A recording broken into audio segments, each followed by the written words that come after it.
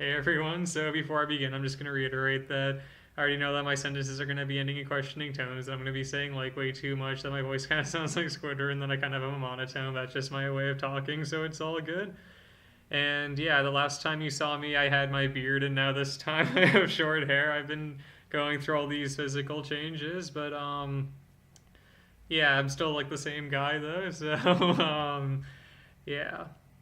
Um, yeah, and like from this point forward, I want to keep posting videos weekly because the reason I stopped before was during the summer I didn't really have the space to make my videos, and then when I got back to school, and I actually it was a nice surprise. I got hired for the RA position when I was initially an alternate. And since I've been an RA, of course, I've been pretty busy keeping up with not only my schoolwork but these new responsibilities I have. So those were my first priorities. But now that I've got like everything under control, I think I can spare some time to continue making weekly videos. So that's what I'm hoping to do at least. Yeah, so I'll get started on the topic of this video then. Um, Basically, what I want to talk about in this video is courage because I don't think courage means exactly what like we think it means. A lot of people think that to be courageous, you just have to like be completely fearless, like not be afraid to do something, but in reality, I think the most courageous are people who are afraid of things, but then they do them anyway. I mean, I have a really good example. I went skydiving this summer, and beforehand I was thinking, I'm a pretty brave guy now. I'm just gonna jump out of that plane, and it's gonna be simple. But once I was actually up in the air when I was in that plane, and I was looking down on the world, and I saw how tiny like that little Cape Cod was, and like I realized that I was falling from this high up. I was freaking out. I was starting to second guess myself.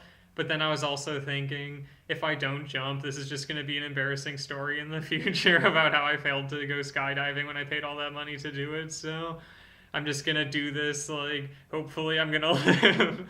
So I jumped, and here I am. So it all worked out.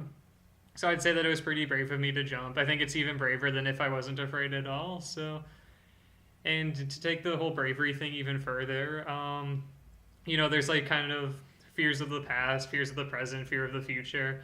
Fear of the present's the easiest to handle. It's just like what's right in front of you, so you have complete power to make the decisions and stuff. But fear of the past is those are things that you can't really control anymore. It's things that it's just like it's written already. You can't do anything about it. So if you screwed something up like 5 years ago, you still remember it, but you don't have the power to really change what happened. And I don't know. I mean, a lot of the time when I feel like my memories are a bit like I'm a bit hard on myself in my memories because a lot of the time I'll think like, oh, I was so stupid like 5 years ago. I'm glad I've changed so much now, and I mean, I am glad that I've changed a bit because I think I am a little better than I was 5 years ago. But at the same time, when I look back on myself 5 years ago in my memory, I feel really dumb. But then say I look at I don't know like emails I sent like 5 years ago, just like proof of like what I actually said and did. I don't regret any of it because I can sort of remember what my mindset was at the time, and I always make a point of choosing the best decision for every one of every time I reach a decision, I always try to make the best one. So I can't really blame myself for anything that went wrong since I've always been acting out of my best intent. So even though I do like to kind of rag on my past self a bit, I don't think he's that bad. So and then as far as future goes, I'm getting a bit more confident now that I'm just sort of like getting a better idea of how it's going to happen.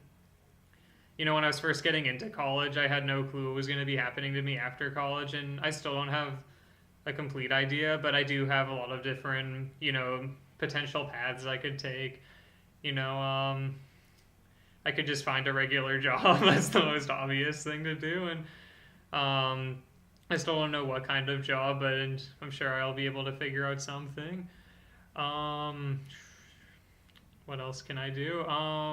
I've also sort of been considering Peace Corps. I still don't entirely know, but I do really like helping people out, so that's another potential option. I've actually started a movement called the Guardian Revolution with my friends. I'll put the link to it in the description below if you want to like the page and get it out there, since we really are trying to make it a big thing. And what else? Now that I am an RA, I could always do something involved with my school after college and see how that goes. And so I don't have any complete concrete idea of, yes, this is what the future is going to be and I know what's going to happen. But at the same time, I can just right there, I just came up with like 4 different ideas of what I could do. So I'm not, as long as I have the motivation to actually, keep getting through life and keep surviving, I don't really have much to worry about because in one way or another, I know that things will work out. So yeah, basically, it's okay to have fears, but don't let them control you. Just like know that you have your fears, but then follow your rational, logical decisions anyway. So yeah, that's pretty much it. I hope you've all been doing well, and hopefully you'll be seeing me next week. So peace.